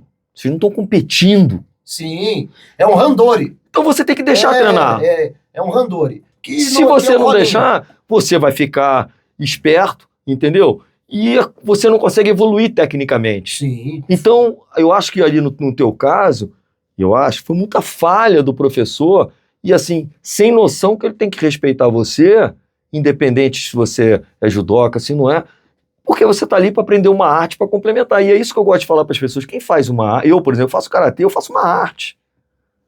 Eu estava falando com ele, eu faço uma arte. Eu quero que essa arte seja lapidada cada vez mais. Entendeu? Eu já passei daquela fase de querer... Uma vez falaram assim pra mim, meu sonho sempre foi ser lutador. Aí eu virei, não, o meu foi sempre ser praticante. Olha a diferença, né? Diferente. Porque você vai ficando mais velho, ou você vira praticante. Né? A gente, quando é garoto, quer ser lutador, mas depois a gente amadurece. Você quer ser praticante da tua arte. Você quer treinar o máximo possível e se machucar o menos possível. Só que a ampulheta do tempo é o contrário. Antigamente a gente quebrava o dedo, botava no lugar e voltava. Hoje você tem uma contusão, demora 10 dias para ficar bom. Dia seguinte. E tem outra coisa, a gente não podia faltar naquela época do karatê, o que não é hoje. Eu vejo aluno meu, torci o dedo, vou parar um mês. Esse cara sabe, o Romeu também. De segurar o golpe. Olha aqui, eu vou contar uma história para você que aconteceu. Eu não sei se eu tô atropelando, tá? Não. Mas eu tava lutando na Shotokan. Eu tenho... muito legal, né? Porque eu escrevi um livro, não consigo botar ele... Não é técnico, é coisas que aconteceram no karatê, né? E esse meu sócio, ele tava do lado, quando viu isso, ele relata de uma maneira engraçada. Eu tava lutando com o Paulão, que é o Paulo Góes, um cara, sei lá, 2 metros de altura, meu professor. E a gente tava lutando, num certo momento, a gente tava dando joelhada, um negócio mais... Eu com 65, ele com 100 quilos. Num certo momento, ele me jogou pro lado, e puxou meu lado e quebrou meu ombro. Eu girei, caí no chão virado, falei, você quebrou meu ombro. Ele falou, não quero saber, levanta. Isso a academia parou. Essa história é verdadeira, não é que nem aquele cara conta mentira, não, é verdadeira. Aí eu falei, caralho, eu levantei com o braço pra trás, eu vou morrer, né, meu irmão? Aí ele olhou pra mim, isso sexta-feira, à noite. Aí a minha, não sei o que, me levaram lá pra dentro, tinha só deslocado, mas tinha arrebentado tudo. Na época eu era atleta, tava bem malhado, arrebentou tudo. Aí voltei, eu virei pro Inoki e falei assim, Sensei, eu não venho sábado não, venho segunda, pra poder só descansar. Ele falou, ué, então por quê? Só tem um braço? Só tá um braço ruim, amanhã aqui não quero saber. Eu falei, caralho, meu irmão, mas vou te contar. Aí passei a noite do cão.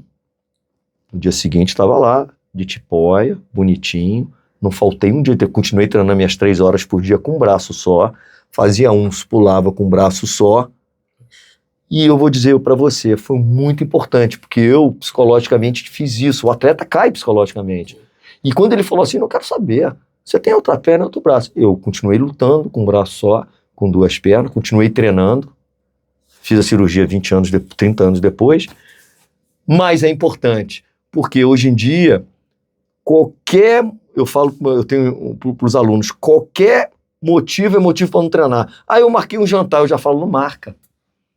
Marca o jantar depois do treino. Minha mulher, não quero saber, meu amigo. E a gente tem que resgatar isso. Então, isso tudo faz a diferença de um treino tradicional de karatê para um treino... Por exemplo, você quer ver uma coisa, você vai criticar, óbvio, eu não estou dizendo que você está errado, certo? Você bebe água no meu treino? Não. Não pode beber água no meu treino. 1 hora de treino eu não bebo. Aí você vai falar, mas tem que hidratar? Lógico que tem que hidratar. No seminário amanhã eu vou falar mesmo, não quero ninguém bebendo água. Às vezes eu deixo, no meio que são 2 horas, eu não bebo. Eu tenho 60 anos, faço junto. Porra, se eu tô fazendo junto, você tem 18, você tem que fazer junto. Tá com sede, bebe saliva. Então é o seguinte, 1 horinha... Cara, eu vou te contar uma coisa. 1 hora. Você sabe por quê? Eu vou te dizer por quê. Não é que vá fazer bem. É óbvio que você tem que hidratar. E às vezes, o nego vem de fora da Europa treinar aqui comigo, não deixa beber no carro 40 graus. Os caras ficam malucos. Aí o que acontece? Se amanhã você precisa se defender na rua, você tá com sede, você vai falar, peraí, cara, deixa eu beber uma água, depois a gente volta aqui para se defender. Isso faz a diferença. Uma vez eu fiquei num sufoco dentro d'água e isso fez a diferença para eu sair. Então, isso aí é fundamental. E você... Aí se você falar, mas por saúde não é melhor beber, eu vou concordar com você o tempo inteiro. Eu entendo. Então, assim, esse tipo de diferencial é muito grande e eu, assim, não, tá passando mal, é diferente. Sim. E eu não abro mão. Agora, aquele cara que vai lá, faz 10 flexões, bebe 1 litro de água, faz mais... Esse, cara, tem que mudar isso aí. Ou então o cara que tá todo protegido, o cara até não tem proteção, cara. Você entendeu o que eu tô dizendo? Eu entendi perfeitamente. É ódio, é alvo de crítica total. Não, eu vim dessa época. Eu vim dessa época e eu também não deixava. Eu não deixava, mas agora eu deixo. Não, tudo bem, eu não tô... Não, só que deixa eu te contar uma história, cara. Nessas indas e vindas da vida, né, eu descobri que quando a gente tá com sede, o nosso organismo ele vai lá e busca a água do intestino. Entendeu? Então, cara, tipo, eu tô passando sede, eu tô bebendo água de merda. Né, cara? Cientificamente falando. Falando. Depois que eu aprendi isso aí, eu não... Corta, isso não vai aparecer não, hein? Aí, cientificamente falando. Cara, essa eu não sabia, mas... É verdade, pesquisa. Aí é o seguinte... Não vou nem pesquisar. Não, pesquisa que tu tá tomando água de merda. Mas olha que legal, olha que bacana que é a ciência hoje, né, cara? Tipo assim... eu vou lá e eu molho a boca. E a água me atrapalha durante o treino. E eu treino com um aluno que bebe água, e quando eu tô ali por cima do cara, eu tô escutando a água no estômago do cara. Eu ouço a água no estômago do cara. Eu falo, cara, como que esse cara consegue lutar, cara, com o estômago cheio de água? Eu não consigo. Então eu vim dessa época, né, de não tomar água no treino. Começou a rotar merda, porque comecei a rotar merda e comecei a molhar a boca. Então hoje eu molho a boca, não, mas deixa eu te porque falar a água me atrapalha. Deixa eu te falar... Do período de treino. Sim. Se você vai treinar 1 hora só... Olha só, eu vou falar de 1 hora do karatê. Hora, mesmo que esteja num calor no Rio de Janeiro, 40 graus, dá pra Você acostuma. Dá pra acostuma. Fio, olha só, eu vou te dizer uma coisa. Olha só, você tem 10 a 12 minutos, a 15 de aquecimento, aí você tem o treino, aí você tem as pausas de 30 para explicar, 1 minuto. Pô, quando você vai contar, você tá treinando. Porra, 35 minutos. Sim. E cansa os 35 minutos, dependendo do treino que você faz. Cansa, exatamente. Cansa, você faz o teu ritmo.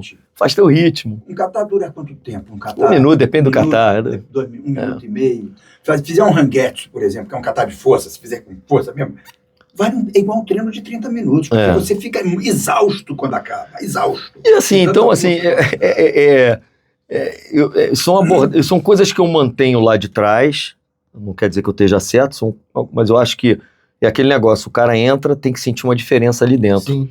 Né? Então eu acho legal, é óbvio que não é todo mundo que faz, mas a gente mantém isso lá e cara, os golpes têm que ser o mais real possível, cara, com mais situação de resultado final possível. Perguntas técnicas. Isso, não, técnicas amanhã. Eu tô saindo daqui repensando o meu dojo. Não, amanhã eu quero... Cheio de ar-condicionado, água. Umidificador. Eu falei, o que é isso aqui? Você vai gostar do meu dojo. Tem ecobrisa. Não, mas eu tenho ar-condicionado no meu hoje porque não tem ventilação. E eu entendo que o clima mudou do que era. A gente treinava na Shotokan na época... Porra, era telha transparente azul que virava uma lente de aumento. Cara, eu comecei a treinar, eu comecei a treinar nos tatame de palha. Eu sei, com certeza. E montava e desmontava. É isso aí. Pra cacete, eu tinha 10 anos, 8 anos, eu tinha 8 anos. É isso aí. Pegava 2, 3 crianças de 8 anos. É isso aí. Carregar, descarregar e montar, desmontar o dojo, cara. Fio, pra gente caminhar pro final, porque... Como no final? Tá bom pra caramba, cara. Que precisa almoçar? Falar um pouquinho. Não, eu tô sem também. Fome. Não precisa, não precisa beber água. Não nem a metade, cara. Eu posso ver aqui. Não perguntou de nada ainda. Vai perguntando, eu vou ver aqui, ó. Vamos ver. Vai perguntando aí. Não, eu queria que o Sensei falasse um pouquinho sobre a federação, a visão. A KWF, tá? Eu vou falar, assim, outras entrevistas eu falei. O que é KWF, cara? Eu tava perdido no Karatê. Eu sempre fui do Karatê tradicional, do Nishiyama, por causa do meu professor. Meus professores foram o professor Inoki e o professor Paulo Góes. Tá? Eu treinei com o João Maurício também, com o Marcos Landeira também, mas meus professores foi o professor Inoki, que eu devo tudo, e o professor Paulo Góes, que eu devo... Eu falei, 80% deles, talvez 20 ou 10 de esforço meu, o resto são eles. Você nunca vai me ver questionar meus professores na minha vida. Eu devo tudo a eles, independente de como eles me ensinaram, do que eles eram. 100%. Eu não seria nada se não fosse eles. Esforço meu, 10%. Mas eu tive um problema na academia, tive que me retirar. depois de muitos anos, com meus colegas, enfim. E aí eu tava perdido no karatê. Aí eu comecei a falar, pra onde eu vou, cara? Ainda não dá, eu, apesar de eu sempre ter treinado sozinho, porque o Inoki me ensinou isso, o Inoki treinava com a gente. Então eu queria, é muito difícil treinar sozinho, eu conheço poucas pessoas no mundo que treinam. O cara acha que treina, mas não treina. Eu, quando fui para uma academia sozinho, eu fazia os exercícios que eu não gostava quando o meu professor mandava. Eu fico falando, só um maluco faz um negócio desse, né? Em vez de fazer o que gosta. Era a maneira que eu tinha de me cobrar. Ah, se eu não gosto de voar, eu vou aprender a voar. E ficar aqui, exemplo hipotético, lógico. E aí eu fiquei meio perdido e eu falei assim, ó, quer saber do negócio? Quando aparecer japonês aí, ou alguém de fora, eu vou viajar para ver o que eu quero. Aí, eu tava perdido, continuava treinando, aluguei uma academia para treinar. Quando eu queria lutar, eu chamava 2 alunos, ó, vocês não estão tendo aula, vocês vão ser aqui meu... E acabou. E fazia mesmo. E aí fui ver uma escola famosa, cheguei na escola, fui até um evento aqui em São Paulo, fiz uma prova para instrutor, onde o professor deu as perguntas e as respostas. Eu, inocentemente, romântico, não acreditei que estava dando as respostas, fiz a prova na Vera, tirei lá meus 5,5, todo mundo que copiou a prova tirou 9,5, 10, ainda me sacaneou. Porra. Falei, pô, você tava com a resposta. E pessoas ícones do karatê. Eu falei, cara, aí depois fiz a prova prática, né? Aí eu vi que eles queriam dinheiro do negócio. Não interessa. Aí quando eu vi, eu falei, pô, não vou ficar aqui. Não é o que eu quero. Eu gosto dessa porra. Isso aqui não é sério. Isso aqui é comércio. Não é sério um negócio desse. Não pode ser. Fiquei, amor, eu fiquei sozinho. Aí fui pra uma outra, porque eu já tinha contato fora do Brasil. Aí o cara recebeu meus diplomas lá. Aí não, queria que eu pagasse de novo para fazer exame de novo. Eu falei, tá tudo certo, eu não tô preocupado com grau, saí fora. Aí, cara, em 2009 eu falei assim, quer saber, eu vou pro Japão, ver como é que tá aquilo lá.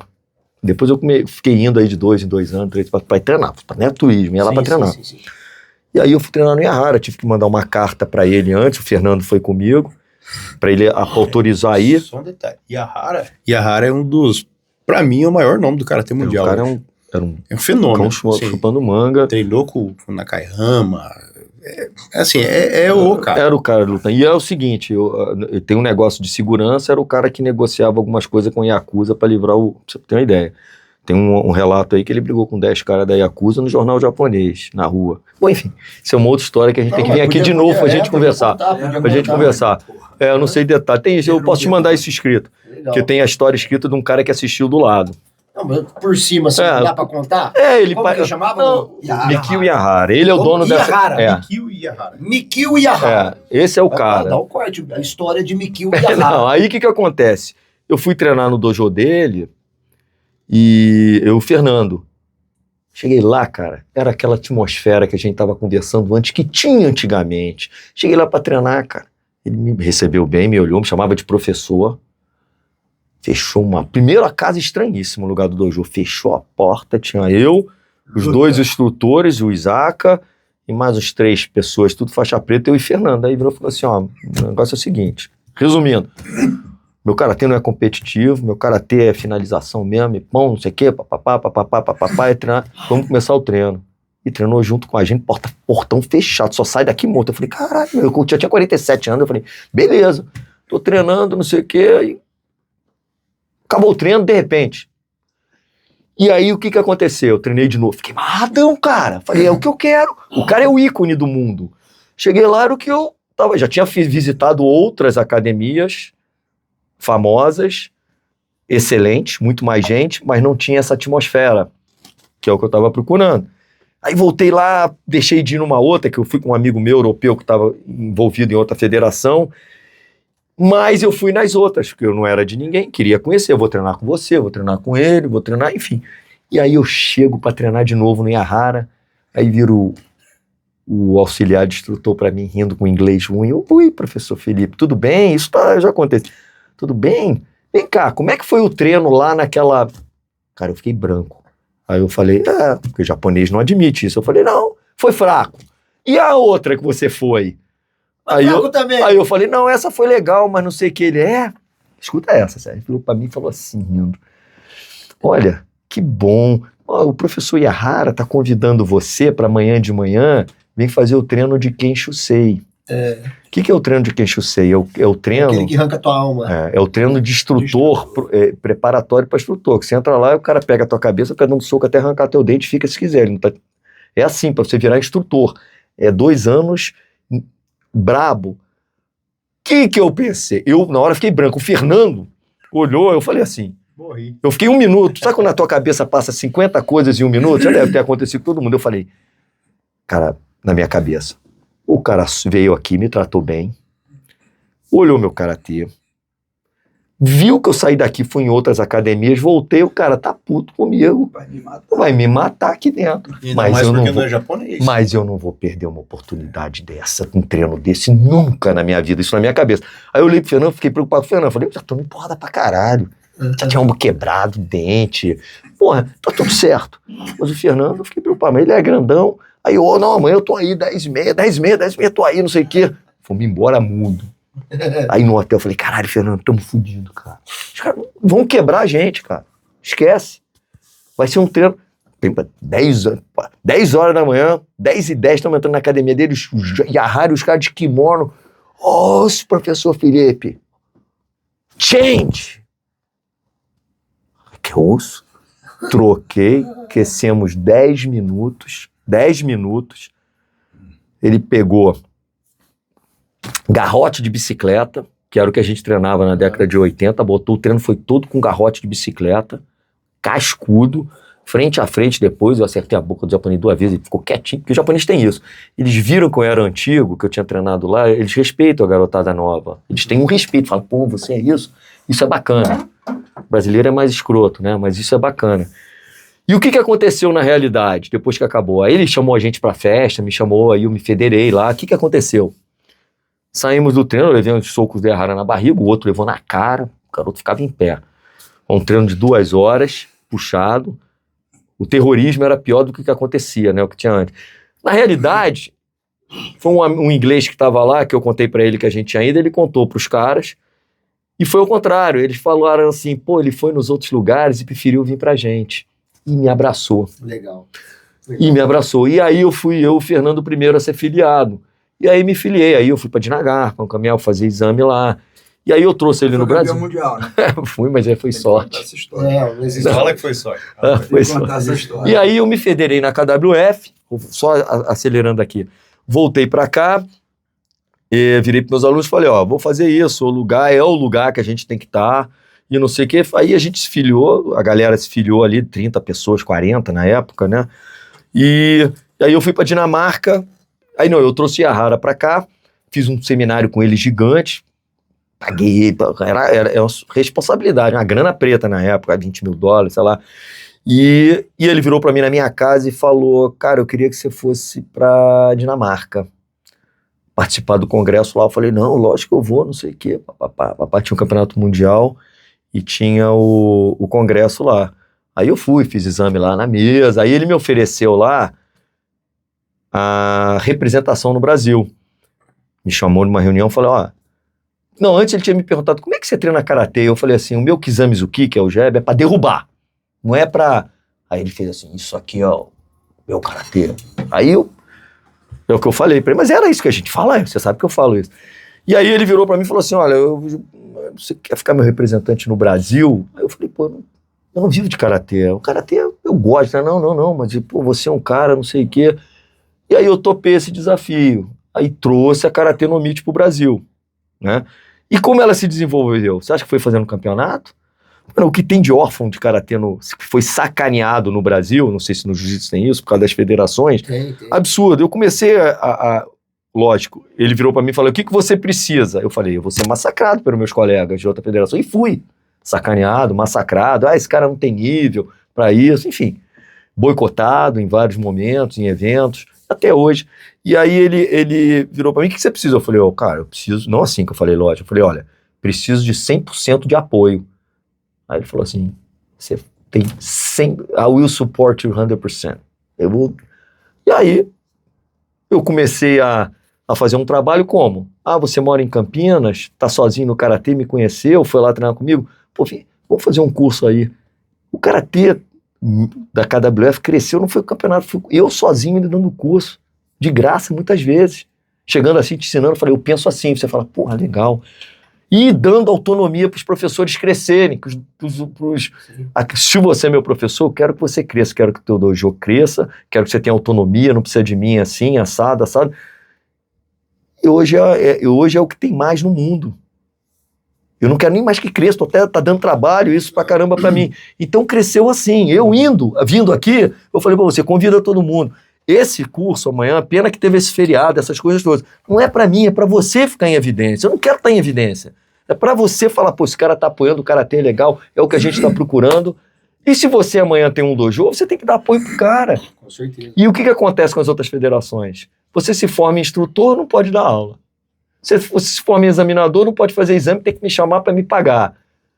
Os caras dominam de uma maneira, e eu não penso empresarialmente assim, eu penso diferente. Então foi assim que cresceu. Eu só comecei, esse é o terceiro campeonato que a gente vai fazer, porque cresceu de uma maneira, e eu entendo que as pessoas querem fazer.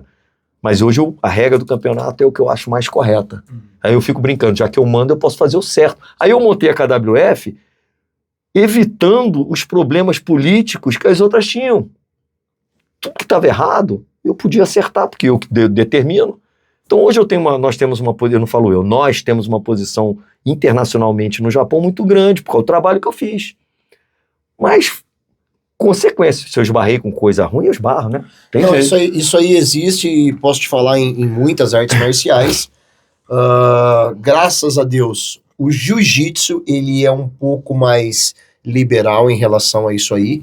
Existem aí dezenas de federações e confederações, mas existem as principais, Sim. né? São as 3 principais que eu sigo. Estou nas outras também, para que os meus atletas possam competir em todo o campeonato. Porém, todavia, falando de franquias e de academias, eu penso exatamente igual. Quando uma pessoa se associa à minha franquia, à minha academia, ao meu nome, eu tenho uma metodologia, mas dentro dessa metodologia a pessoa tem liberdade para crescer. Sim. Então você não precisa ficar debaixo da minha sombra. Faz o teu nome. Contanto que o teu nome esteja junto com o meu, tá tudo certo. Eu vou assinar por você, porque eu sei que você está seguindo pelo menos 80% da minha metodologia. Agora, uma coisa que eu queria, também a gente pode encerrar logo, uma pessoa que eu admiro do karatê, que é mais dessa geração, e eu acredito que contribuiu com o karatê a nível nacional e a nível mundial, pode ser que eu esteja errado, tá? Lyoto Machida. Sim. Então eu queria que você falasse um pouco da importância do Lyoto, né? E eu vejo que mais ou menos o pai dele segue essa linha de raciocínio seu, até pelas histórias que eu ouço. Irmão, né? Mas o pai, né? Porque ele falou do Bem braço tradicional. quebrado, vai com outro braço. Perna quebrada, vai com a outra perna. Qual a importância do Lyoto nesse cenário do karatê? Eu acho que o karatê cresceu. Porque todo o esporte, toda arte marcial tem um expoente. Sim. Toda arte marcial vai ter o cara que vai representar aquela arte marcial a nível mundial, né? Fala um pouco do Lyoto. Olha, assim, eu não conheço ele pessoalmente, conheço o irmão dele pessoalmente, Shinzo, que também tem uma importância muito grande disso, ele lá com o Karatê Machida que eles estão fazendo, ele direcionou muito para a luta por dentro do MMA. Então a gente tem que separar, né? Na realidade, você tem que separar um lutador que vai praticar uma luta dessa de MMA com um praticante de arte marcial que vai usar a sua arte numa defesa pessoal. São duas coisas bem distintas, né? Mas eles foram muito importantes, que eles aplicaram vários golpes de karatê e são excelentes karatecas. Os dois sempre foram eu vi pequenininho, né? Mas eles são excelentes karatecas. E eles conseguiram mostrar que o karatê tradicional também é eficaz. Eficaz, exatamente. Mas o que e isso foi muito bom para o karatê internacionalmente, tá? Então eu só vejo pro lado positivo. O que acontece é que muita gente está tentando pegar carona. Entendi. E existem os expoentes realmente que são com humildade, com trabalho e que pisaram no ringue para fazer, né? Isso faz toda a diferença. Com certeza. E eles são realmente ícones no karatê e no próprio MMA. Acho que isso foi super válido, mas a gente tem que separar o treinamento tradicional do treinamento de MMA. Legal, porque ele aproveitou assim, a questão dele de contato com o MMA, o estilo dele muda um pouquinho a forma. Sim, mas eles foram altamente competentes no que fizeram e eu acho o máximo, entendeu? Eu acho o máximo. Mas são caminhos diferentes, você entendeu, né? Mas eu acho que pro Karatê, ele deu um boom no Karatê. Sim, porque é uma pessoa que eu admiro muito, né? Sim, eu também, são ótimas. Trouxe muita alegria pra gente dentro do UFC, são pessoas espetaculares. O Shinjoku eu conheço mais, que eu conheço mais um pouquinho, assim, é um cara, um excelente karateca também, entendeu? E, porra, estão seguindo o caminho deles lá, e um caminho que eles dão muita atenção, porque o pai ensina também. Então eles valorizam também essa parte do karatê, que é muito legal. Sim. Entendeu? Eu tive uma conversa com o pai dele, quando ele esteve aqui em O pai Campinas. dele, Excepcional. fiz curso com o pai dele há muitos anos. Casca grossa, casca grossa. E também tem outra coisa, casca grossa. O pai dele Passou por muita coisa. O pai dele é casca grossa. E eles também, cara, eles também. Agora sim, pra gente caminhar pra essa reta final. Um conselho pro cara que vai se ingressar no karatê, um conselho pros faixas brancas, que eu acho que é muito interessante, depois que nós chegamos uma certa idade, né? Que a nossa graduação só mostra o quanto nós estamos ficando velhos. É verdade, tem isso. Cara. E aí, Sensei, pra galera que tá começando agora, o pessoal que pensa em ingressar, entendeu? Se você pudesse falar assim, olha, vem pro karatê, que no karatê você vai...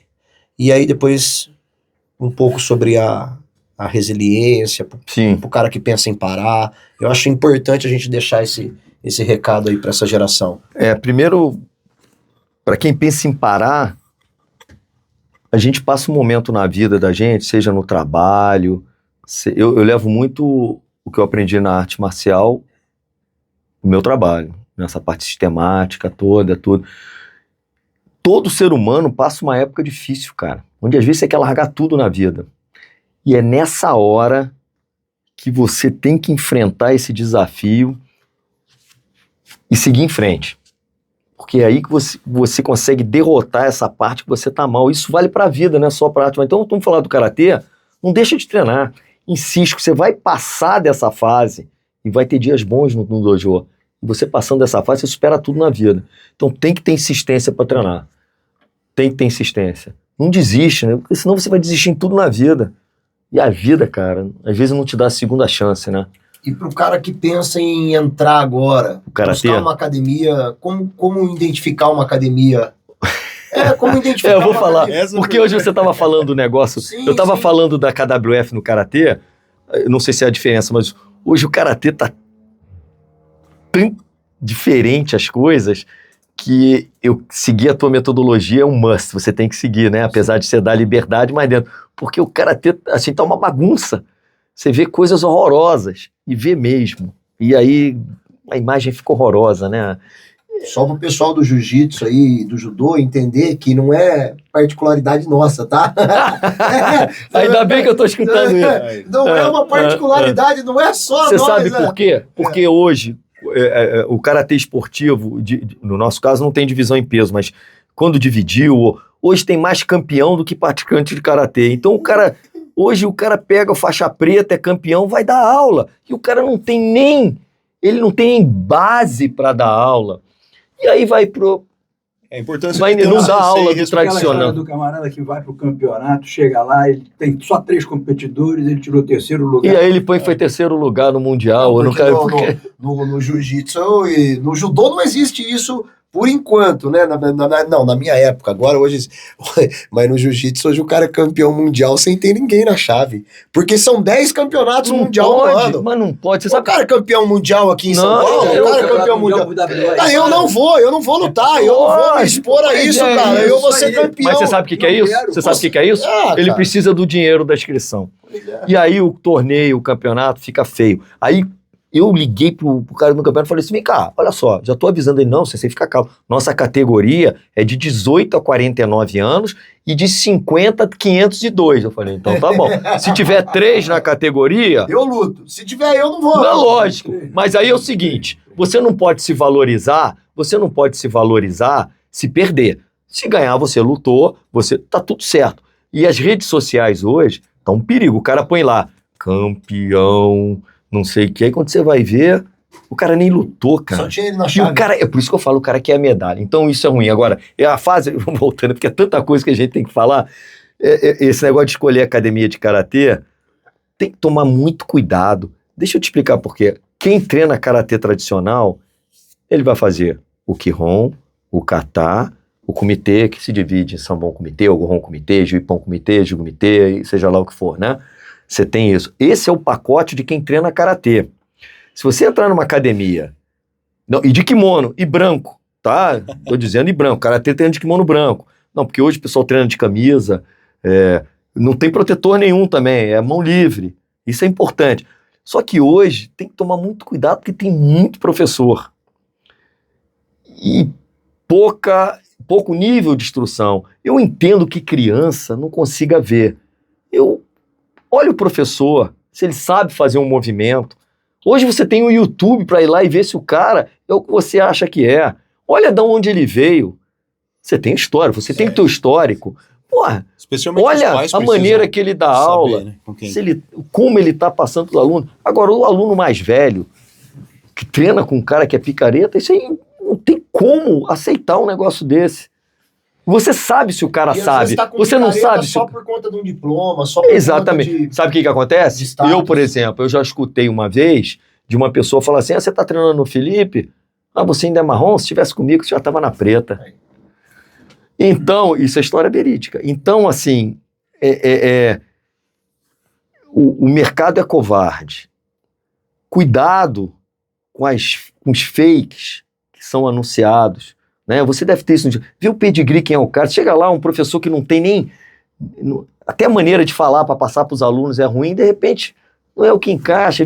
É o que o Sérgio falou, veio treinar porque ele achou que eu tinha alguma coisinha que valia a pena.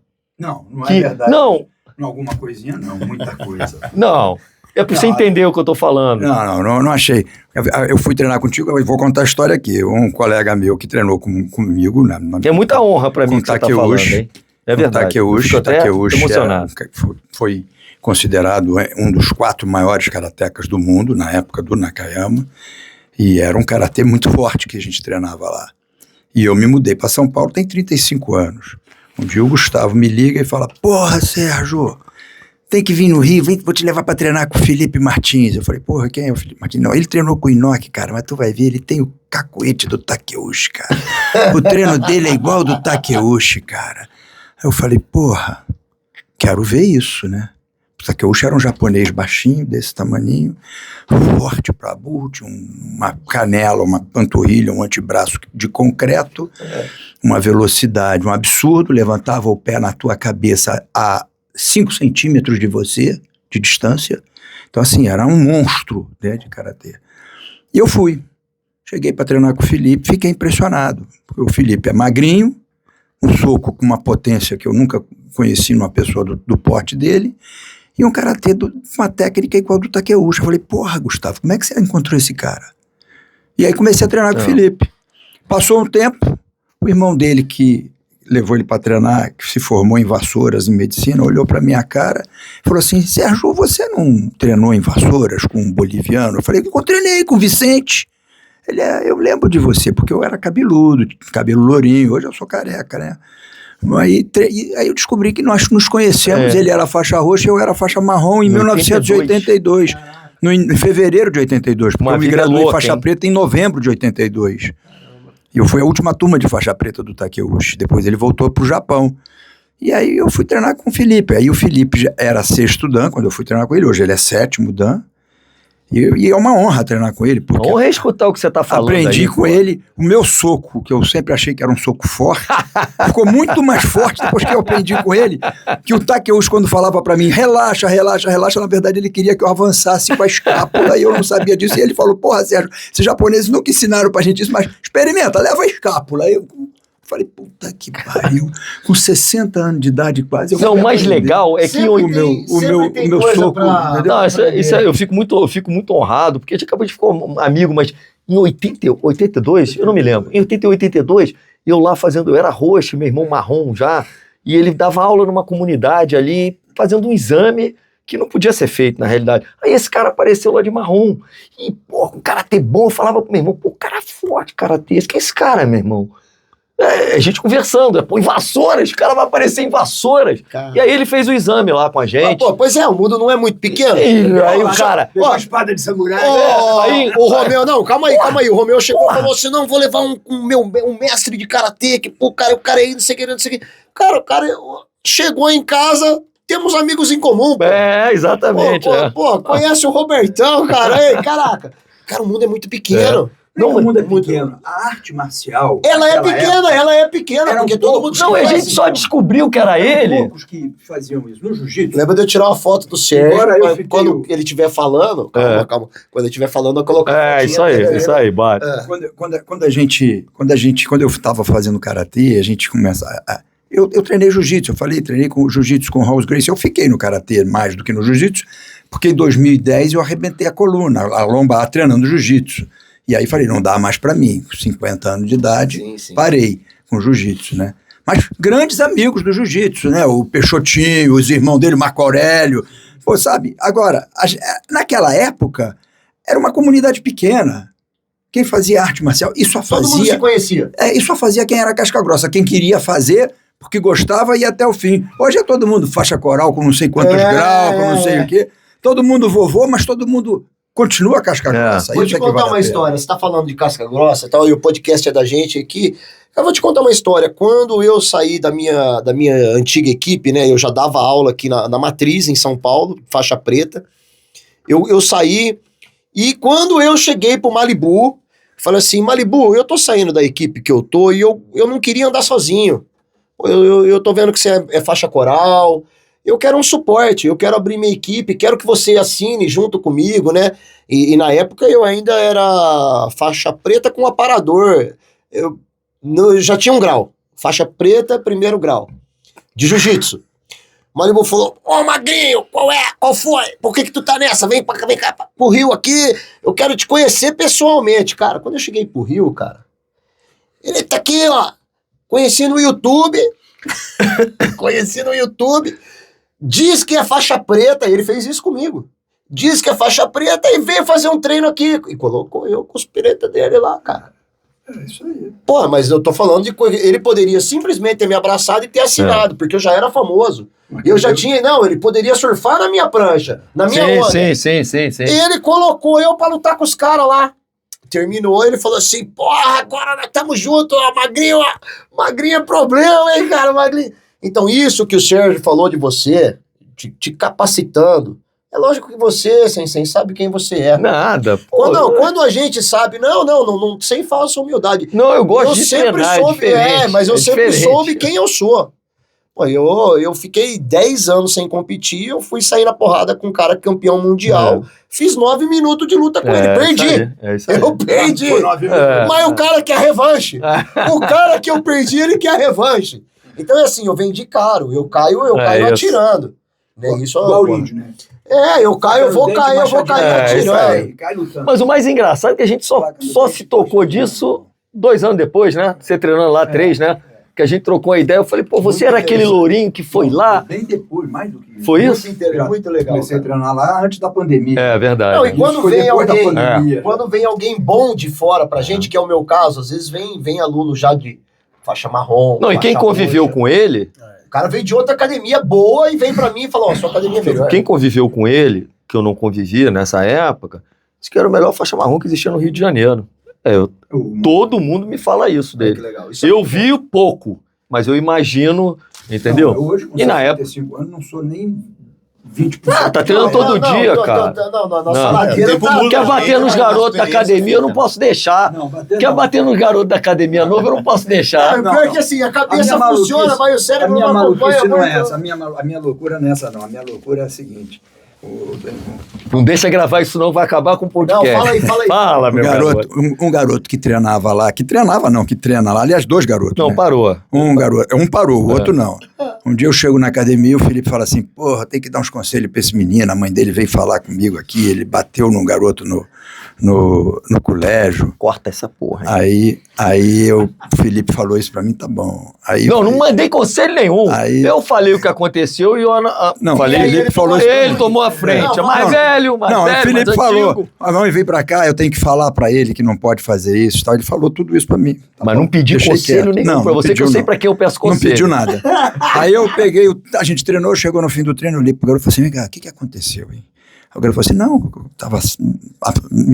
a menina começou a dar mole pra mim, eu convidei ela pra ir, a gente ir ao cinema, não sei o quê, e o cara tava afim dela, veio tirar uma satisfação de mim na hora da saída, tentou me dar um soco, eu defendi, dei uma porrada, é um nocaute, um soco só é nocaute. Aí ficou todo mundo apavorado, chamaram minha mãe, falei, então deixa eu te falar uma coisa, você tá com que idade?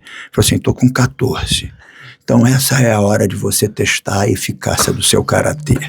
Pega esses marrentos no colégio e enfia Aqui, a ó. porrada. Porque quando você ficar mais velho, o nego vai querer te dar tiro, enfiar faca. Então assim, até os 18 anos, Puxa a chamada de vídeo. até os 18 anos de Depois, idade, Dá uma entendeu? Tirou onda, enfia a porrada. Aí se levar porrada, vem pra academia treinar mais pra poder fazer a revanche. Eu tô com um amigo seu aqui, viu? E eu já falei que você é picareta, viu, cara? Você é picareta. O cara que anda com Malibu, pra mim, é picareta, cara. O que tá falando? Ó, liga a câmera aí, Robertão. É o Feu. Porra, pera aí. Porra, velho é uma merda, né? Não sabe nem ligar a câmera.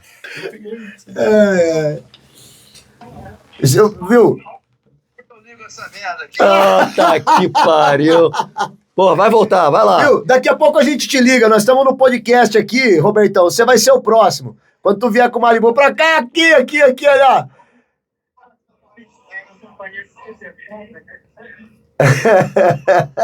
Fala que a gente já retorna pra ele, cara. Olha com quem que eu tô aqui, ó.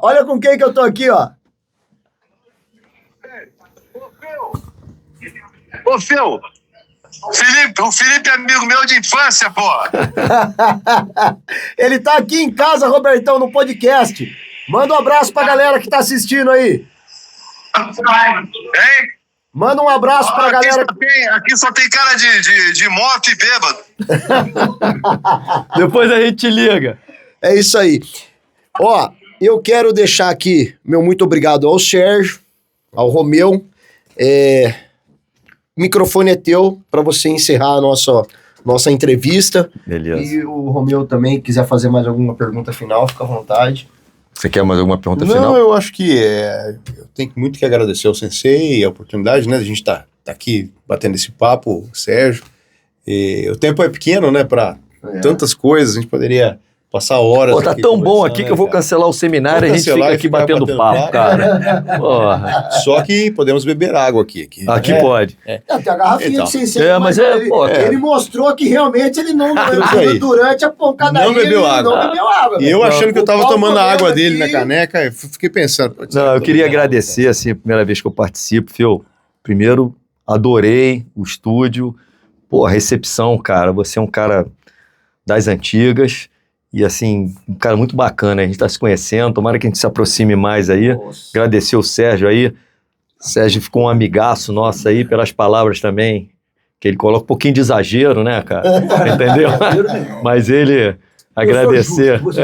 Você é advogado justo. Ao Romeu aí, que a gente tá começando um trabalho junto aí, que ele siga aí com a Karatê no Meet aí, cresça bastante, Nossa. que depender de mim para ajudar aí, eu vou estar junto aí de vocês. Agradecer a oportunidade, cara, de estar aqui, de te conhecer e poder falar para essa galera toda. E aí, quem quiser conhecer, for do Rio de Janeiro, pô, quiser fazer uma aula comigo, entender um pouquinho mais de Karatê, pô, vai ser um prazer, a gente recebe todo mundo Aonde super fica, bem. Sensei? Deixa seu Instagram também aí pra Meu galera. Instagram é @Felipe Kyokai, KYOKAI. Eu vou passar para você. Só lembrar do KY, galera. É verdade, é verdade. Felipe Mas, KY. olha aqui, mas quando você botar o podcast, eu vou botar endereço, né? Lógico. Tem também não, Facebook lá, que eu sou coroa, eu uso Facebook, Felipe Martins. As postagens são, assim, 99% de Karatê. Legal. Eu sou uma pessoa que adoro conhecer gente, de fazer amizade, porque a vida é isso mesmo, entendeu? Então, assim, quem quiser, vai ser o maior prazer receber. E de novo, obrigado aí pela oportunidade, tá bom, gente? Beleza, Sensei. Ó, isso era papo pra mais. A gente fez aqui, ó. Olha aqui, ó, pra quem tá vendo. fez. Me entregaram um A script. gente Ó, fez, ó. A gente fez. não seguiram nada do script. não. Foi um papo super agradável. Eu aprendi muito Pegadinha aqui do malandro. com o Feu, contando as histórias dele. Eu acho que essa troca pra mim foi ótimo também. Eu Tá bom, agradeço gente? de Brigadão, coração. hein, cara. E desculpe Obrigado. qualquer colocação aí que alguém interprete mal, não foi a intenção. E tamo junto aí. Treinem sempre, não parem de treinar. Hábito de vida é fundamental. Todo mundo que vem pra cá ganha o meu artesanato. Opa! Não, o seu tá ali, eu só esqueci de trazer pra sala. Mas, ó, ele não vai sair daqui sem o meu artesanato não, tá, galera? Show de bola. Obrigado aí, curta, compartilha com a rapaziada do Karatê e dá uma moral, segue o Sensei lá no Instagram. Valeu, Gente, obrigado. Valeu.